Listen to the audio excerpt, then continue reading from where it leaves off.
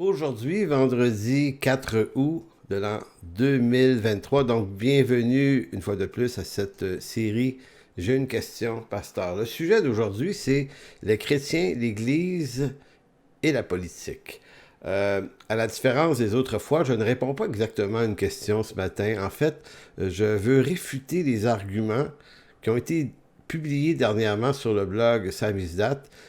L'auteur de ce blog m'a lui-même personnellement envoyé un courriel dans lequel il reproche au pasteur de ne pas réagir et résister suffisamment aux dérives morales et politiques de nos gouvernements ce 21e siècle. Donc, selon l'auteur de ce blog, Samizdat, il faudrait absolument résister, se lever, engager un combat, un débat, puis dénoncer, puis il faudrait faire ça, selon lui. Là.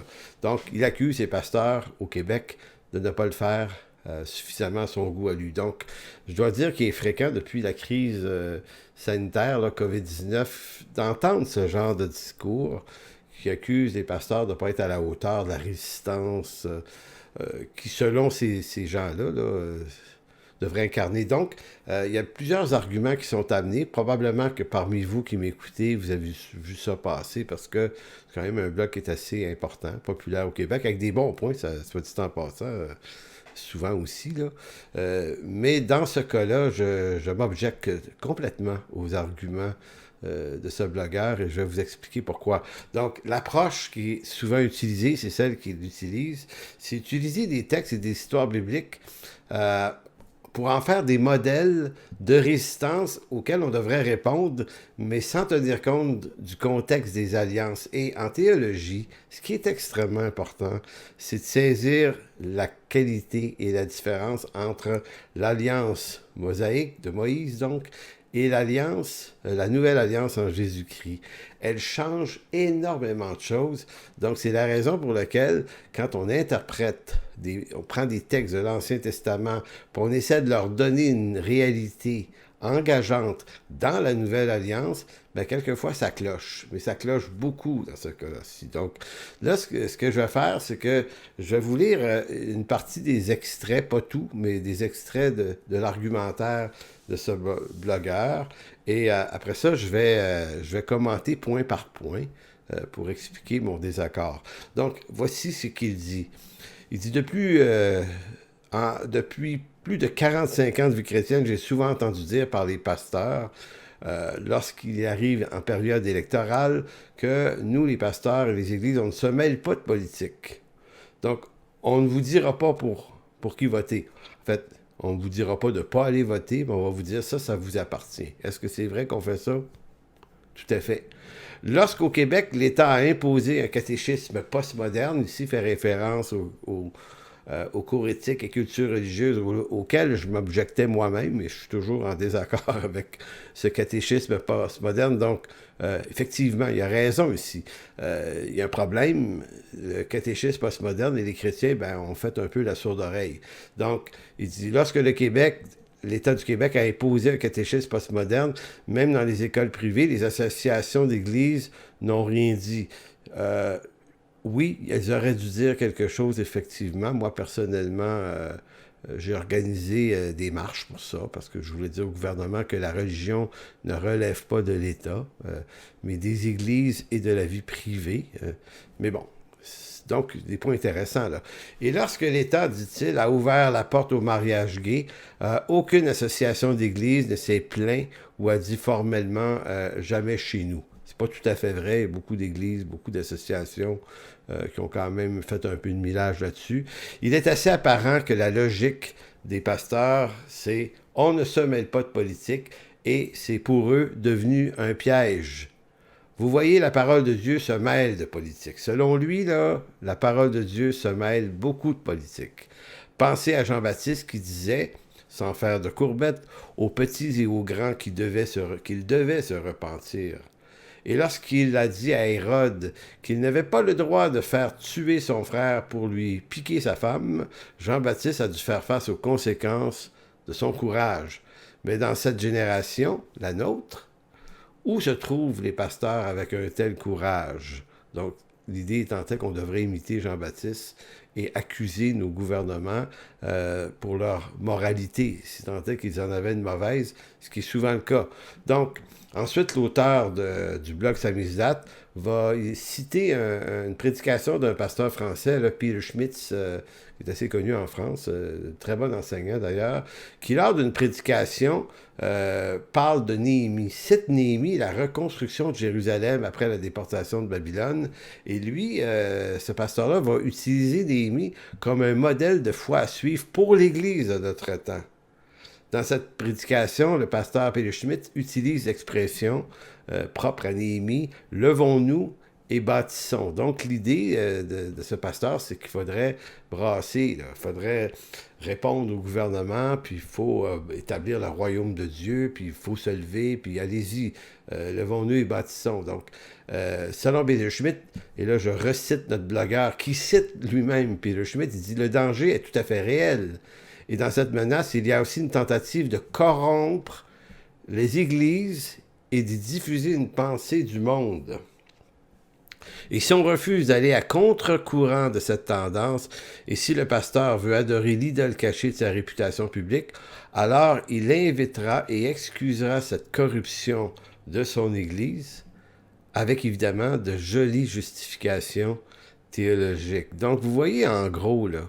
Donc, en gros, selon Samizdat, les pasteurs sont actuellement en train de se laisser corrompre volontairement par des valeurs séculières imposées par l'État. Il perçoit dans cette inaction des pasteurs un copinage qui n'a d'égal et de raison d'être que le désir pour eux de protéger leur réputation de manière idolâtre, alors qu'ils devraient plutôt s'opposer activement aux dérives des gouvernements en place. Enfin, il accuse les pasteurs de ne pas prendre exemple de Néhémie et de Jean-Baptiste, qui selon lui devraient être des modèles de résistance et d'action face au gouvernement impie. Donc, la raison de ma réfutation, c'est assez simple. C'est... on remet en question la qualité du travail des pasteurs au Québec. Et je sais que tous les pasteurs ne sont pas nécessairement toujours des excellents pasteurs et le travail qui est fait n'est pas toujours exemplaire et parfait, mais dans l'ensemble, moi, en ce qui me concerne et de beaucoup de pasteurs que je connais, on travaille, on fait le mieux qu'on peut.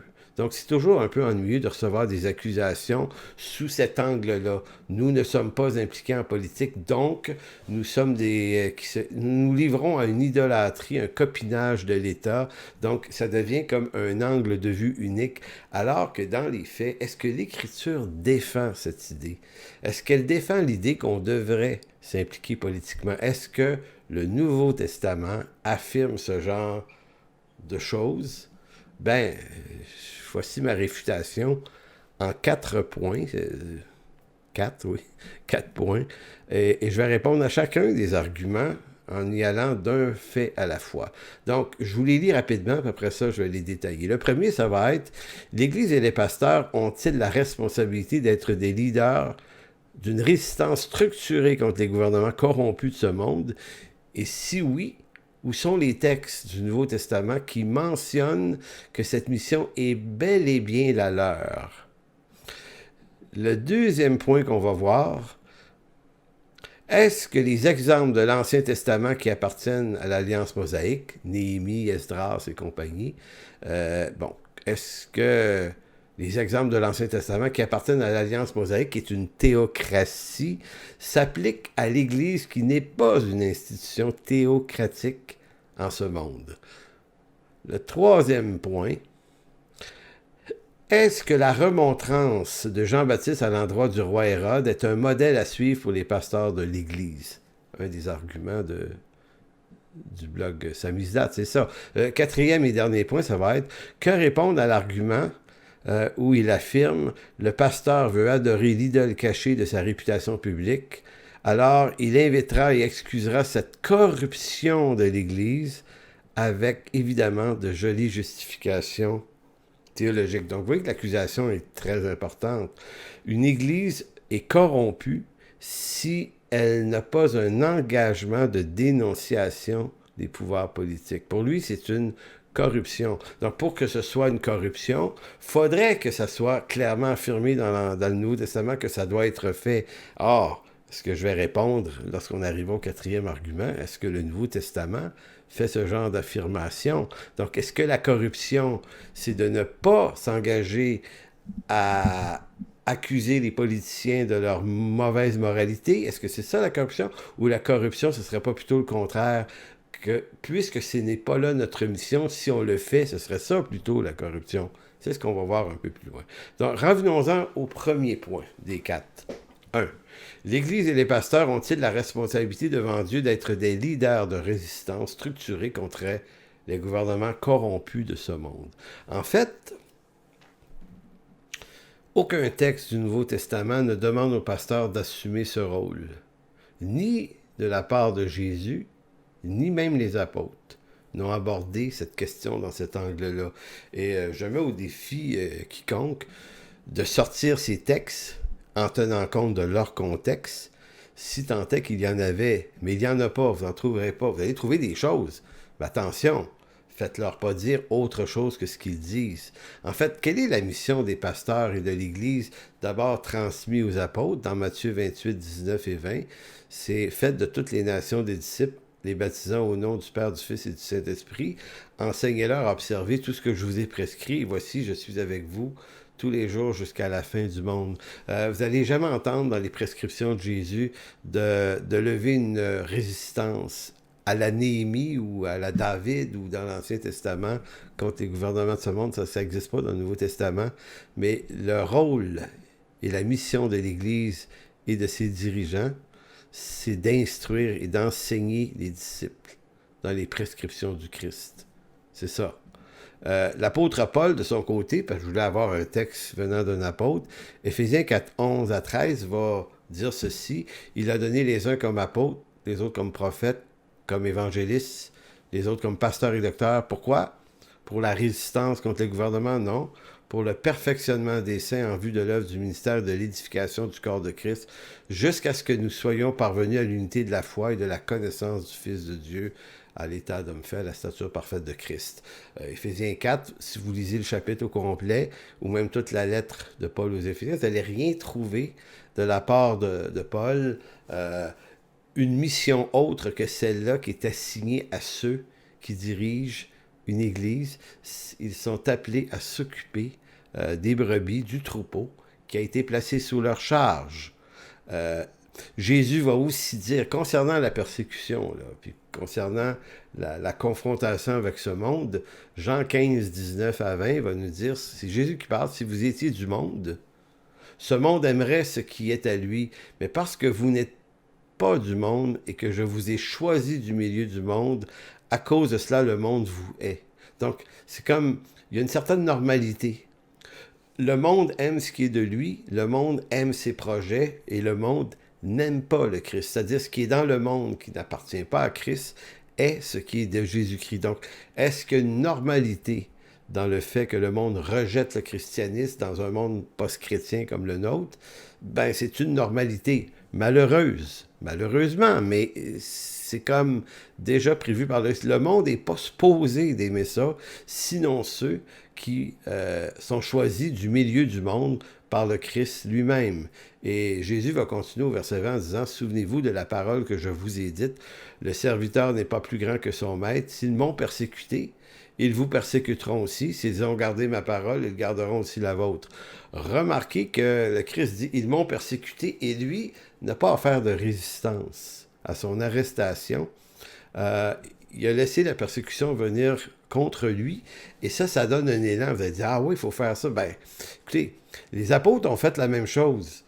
Ils n'ont pas à faire de résistance face à la persécution, ils l'ont absorbé. C'est difficile, c'est triste, c'est malheureux, mais il y a quelque chose à vivre dans ça aussi, parce que les apôtres voyaient ça comme un sujet d'honneur et de joie. Vous voyez ça dans Acte 5, ils ont été battus de verge par le Sanhédrin parce qu'ils prêchaient l'Évangile, puis pour eux, là, ça les a rendus joyeux et fiers d'être persécutés pour le Christ. Donc, nulle part dans cet énoncé de Jésus, là, dans Jean 15, 19 et 20, Jésus exhorterait ses disciples à la résistance contre les persécuteurs. Nulle part.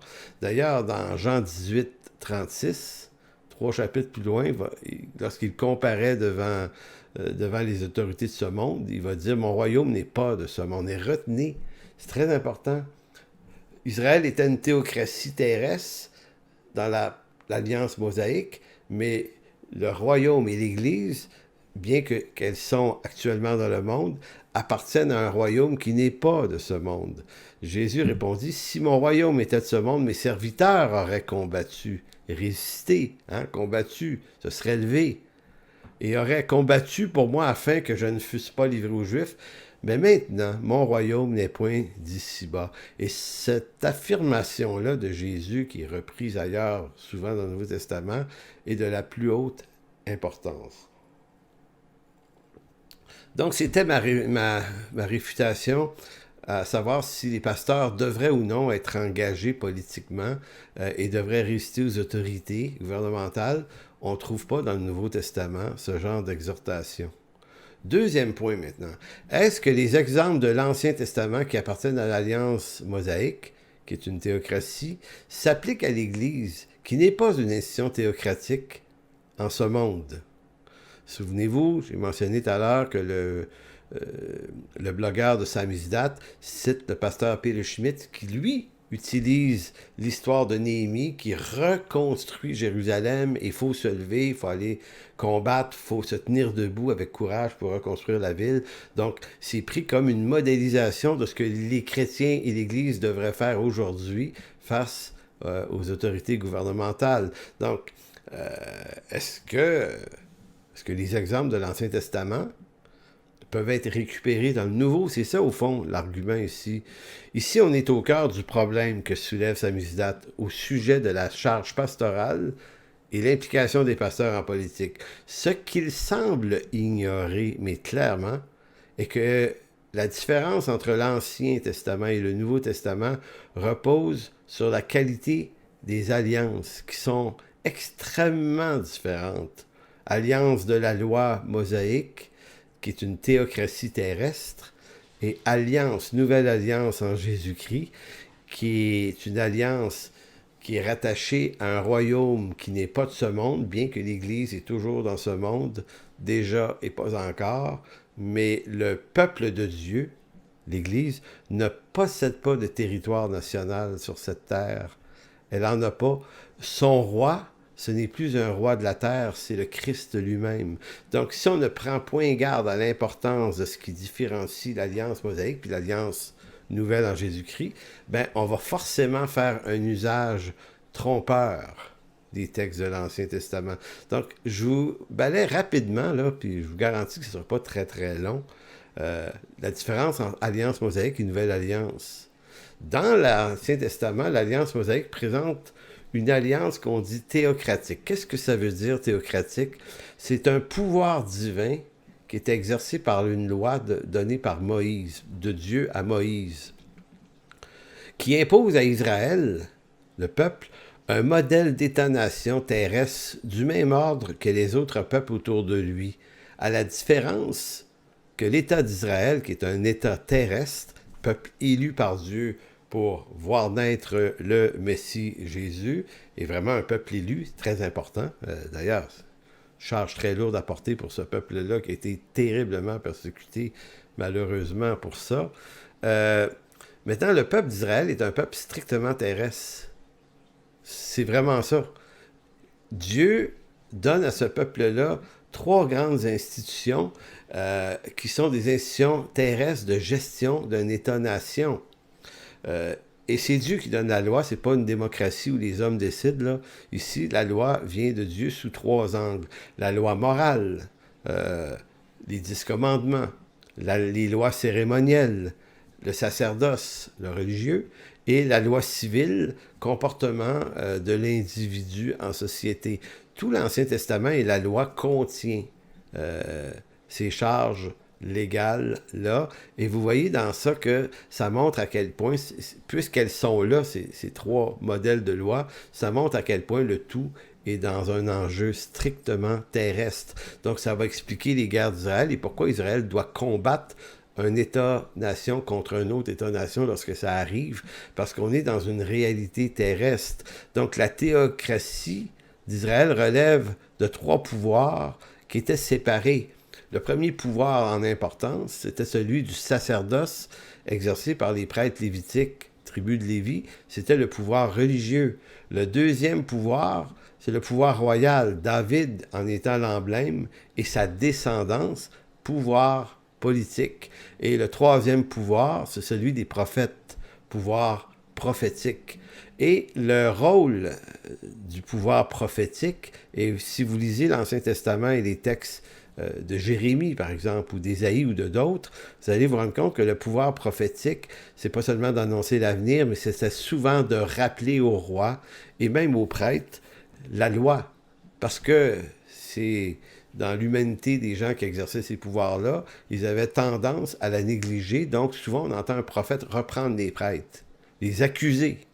Et on va souvent entendre un prophète accuser des rois, littéralement, là, dans leurs livres. C'est pour ça que plusieurs ont été assassinés, d'ailleurs, parmi les prophètes. C'était leur rôle. Donc, quand on entend Jean-Baptiste accuser Hérode, on comprend que, et là, comprenons bien l'affaire, Jean-Baptiste, bien que son histoire est dans le Nouveau Testament, il appartient à l'alliance mosaïque tant que Christ n'est pas crucifié, mort, ressuscité et élevé vers le ciel par l'ascension. On est toujours dans l'ancienne alliance.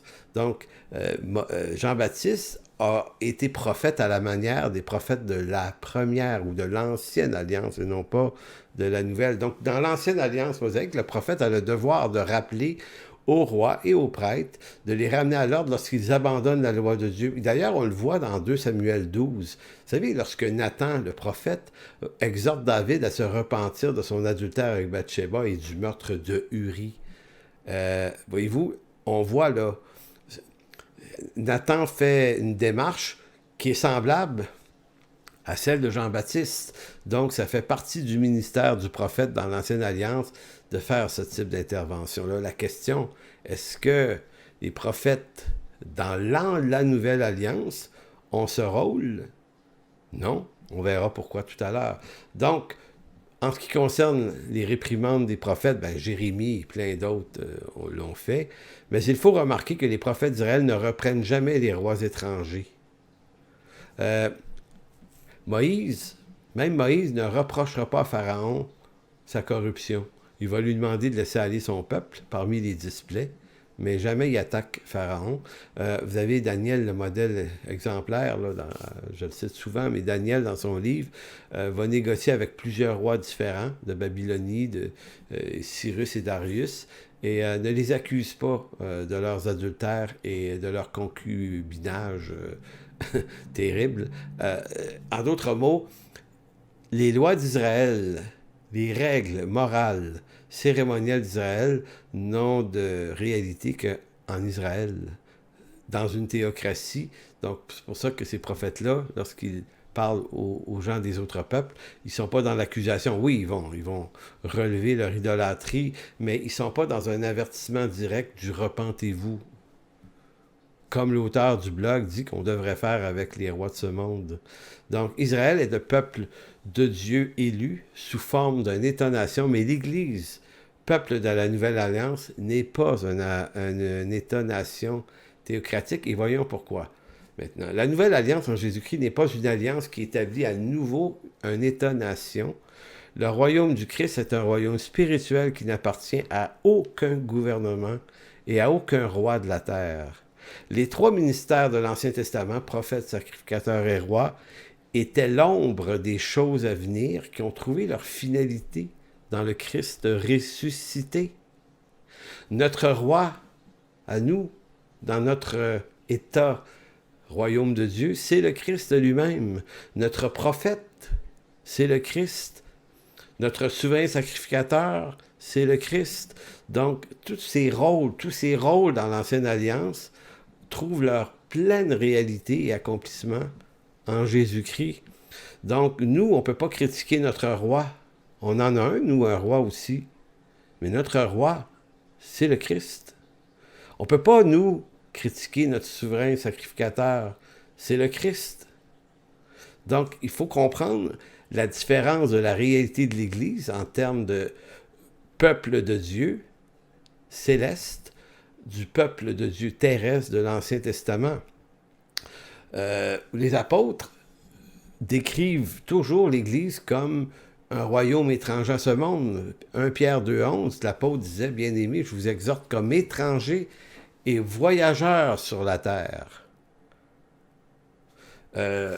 Éphésiens 2,19, l'apôtre Paul dira ainsi donc, vous n'êtes plus des étrangers ni des gens du dehors par rapport à Israël, là, mais vous êtes des concitoyens, des saints, des gens de la maison de Dieu.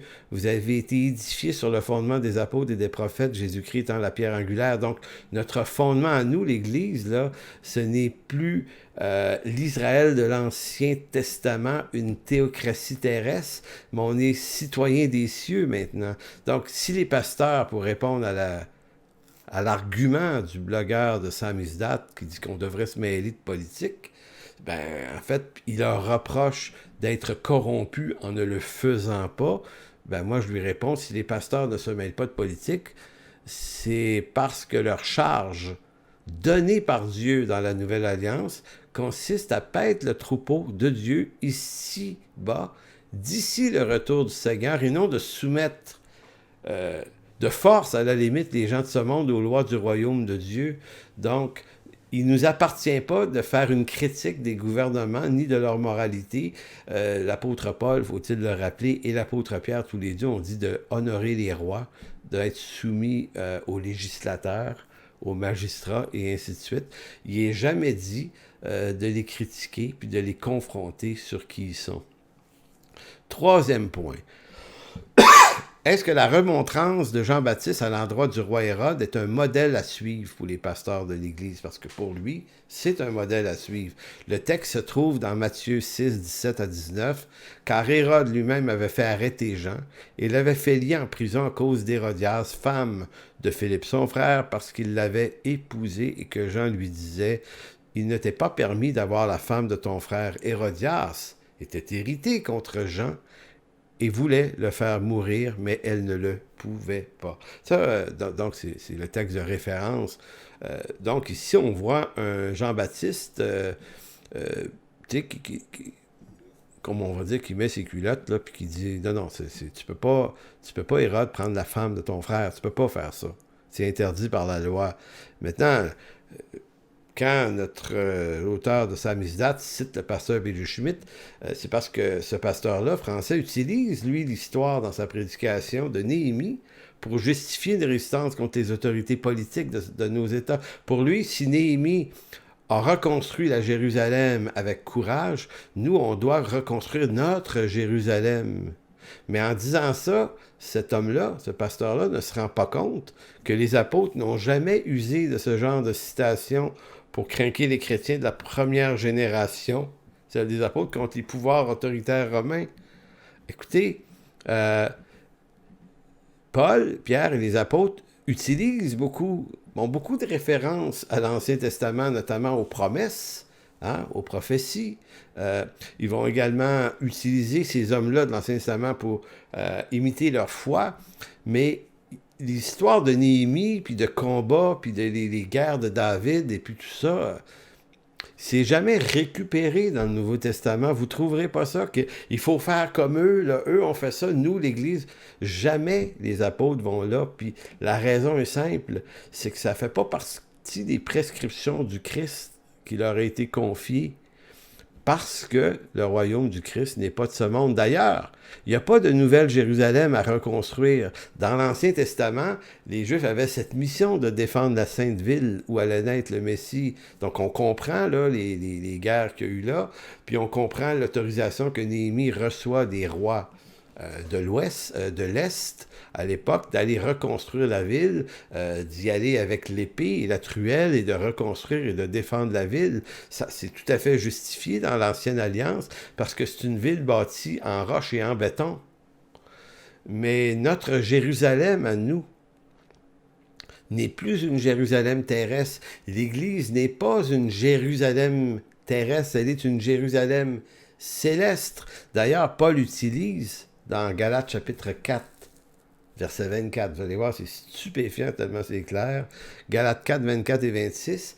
Paul utilise l'allégorie des deux femmes d'Abraham, Agar, et Sarah. Sarah, la femme légitime, et Agar, cette femme non légitime. Et il va dire, ces deux choses, ces femmes, sont des allégories car ces femmes sont deux alliances. L'une du mont Sinaï, première alliance, enfantant pour la servitude, c'est Agar.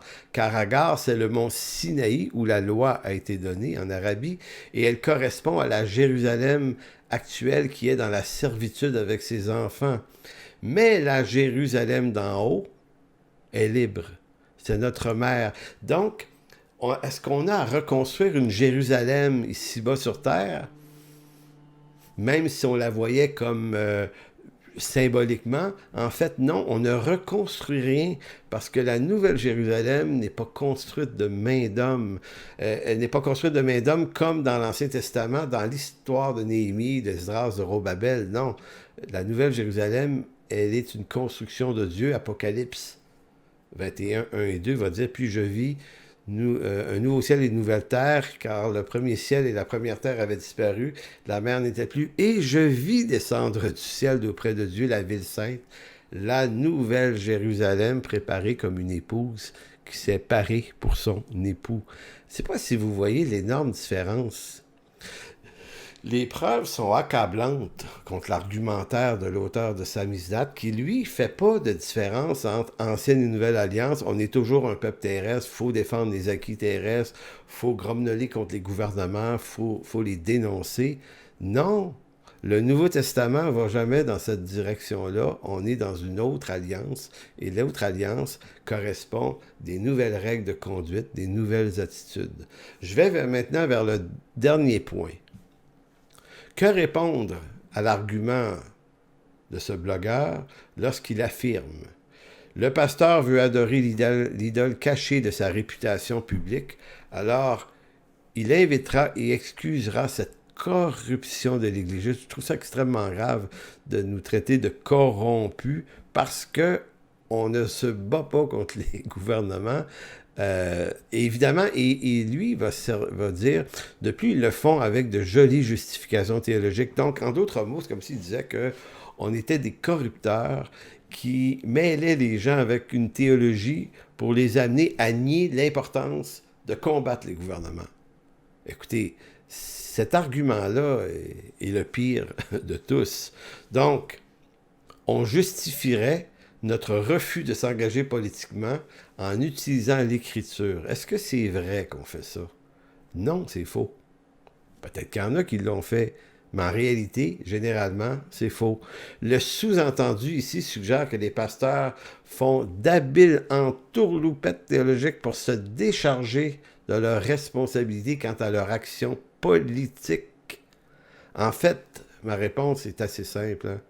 Je dirais plutôt que la théologie n'est pas une justification à une action politique, mais une instruction utile qui permet de se donner les lumières nécessaires pour éviter de tomber dans le piège des faux raisonnements tels que l'auteur de Samizdat les tient.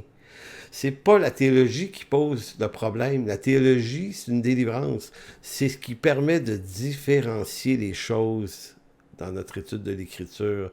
Donc, si on ne s'implique pas politiquement, c'est pas parce qu'on n'en aurait pas le désir, c'est pas parce qu'on est aveugle et on se rend pas compte qu'il y a de la corruption, c'est parce qu'on comprend mieux et davantage quel est le rôle qui nous est donné en tant qu'anciens et pasteurs de l'Église, et rien dans le Nouveau Testament nous indique qu'on doit combattre de cette façon-là. Donc, ce qui manque à l'Église de notre temps, c'est pas plus d'arguments pour combattre, mais c'est une meilleure théologie pour distinguer la valeur des alliances bibliques en vue d'en faire un bon usage, plutôt que d'en faire un usage qui nous serait propre. Je vais terminer en concluant sur l'idée suivante. Je ne suis pas complètement en désaccord avec l'auteur du blog de Samizdat. Je suis d'accord avec lui que les gouvernements actuels font reculer l'Église et les droits et libertés des chrétiens et placent l'Église de plus en plus dans la marginalité sociale, voire même ce qui pourrait amener des moments de persécution Il a raison quand il dit ça. Je suis d'accord avec lui, je le dis moi-même. Je prépare une série là-dessus, d'ailleurs, pour l'automne. Je suis également d'accord avec lui que peut-être que des pasteurs ont fait du copinage avec les politiques par compromis, en vue d'éviter les persécutions. Oui, oui, ça existe, ça aussi. Mais je ne suis pas d'accord que la réponse à ces copinages-là, c'est un affrontement contre les gouvernements. Ce n'est pas la solution biblique non plus. Je crois cependant que la seule manière d'affronter les vents contraires qui s'élèvent contre la foi chrétienne en ce moment n'est pas par l'affrontement et les accusations et les réprimandes contre les politiciens, car dans la Nouvelle Alliance, cette approche n'est tout simplement proposée. Quand Jésus, dans Jean 15, disait « Si m'ont haï, ils vont vous haïr aussi. Si m'ont persécuté, ils vont vous persécuter. » Le texte ne continue pas en disant « Oui, mais vous allez devoir vous lever, puis vous tenir debout, puis confronter, puis dénoncer. » Jésus semble dire « Si ça arrive, ça arrivera parce que le monde aime ce qui est de lui, puis n'aime pas ce qui est de Christ, ce qui est de moi. » Donc, il ne suggère pas de se battre, il suggère de laisser aller les choses et de vivre ces moments de persécution avec lui. Et ça, c'est très présent dans le Nouveau Testament. Je tiens à terminer avec un texte de l'apôtre Paul, très important. 2 Corinthiens 4, 7 à 12. 2 Corinthiens 4, 7 à 12 qui dit « Nous portons ce trésor dans des vases de terre afin que cette grande puissance soit attribuée à Dieu et non pas à nous. Nous sommes pressés de toute manière, mais non réduits à l'extrémité, dans la détresse, mais non dans le désespoir, persécutés, mais non abandonnés, abattus, mais non perdus, portant toujours avec nous dans notre corps la mort de Jésus, afin que la vie de Jésus soit aussi manifestée dans notre corps. Car nous qui vivons, nous sommes sans cesse livrés à la mort à cause de Jésus, afin que la vie de Jésus soit manifestée dans notre chair mortelle. Ainsi, la mort agit en nous et la vie agit en nous. Je ne sais pas si vous entendez bien cet argument ou ce texte de Paul, où justement, il est au cœur ici de la persécution et des troubles que l'Église endurait. Paul, dans 2 Corinthiens, un peu plus loin, il donne la liste de tous les outrages qu'il a subis. 5 fois 40 coups moins 1, et des emprisonnements, puis des flagellations. Puis, et l'apôtre Paul avait de ces moments-là une image peut-être douloureuse, mais à la fois positive. Il dit, la grâce de Dieu me suffit dans ces moments-là. Donc, l'Église, effectivement, on est appelé à absorber ces moments de persécution-là, et Dieu n'est pas moins souverain et agissant dans ces moments-là. C'est pas tout à fait amusant ni plaisant de savoir que ça pourrait nous arriver de notre vivant, mais, frères et sœurs, ayons en nous le courage de la foi telle qu'elle est exposée dans l'Écriture, parce que celui qui veut combattre par l'épée périra par l'épée. Alors voilà, je vous laisse là-dessus en espérant que ça puisse vous être d'une aide quelconque pour vous faire une tête sur ces grandes questions qui sont de plus en plus d'actualité. Au revoir.